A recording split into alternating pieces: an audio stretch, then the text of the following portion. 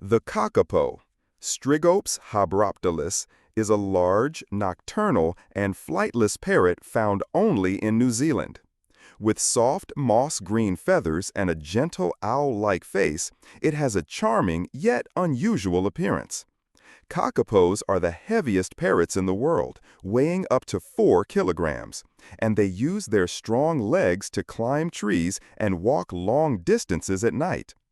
Critically endangered, only a small number remain, all under close protection.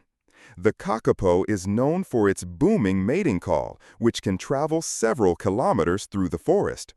Gentle, curious, and unique, the kakapo is a symbol of New Zealand's efforts in wildlife conservation, a rare treasure of the natural world.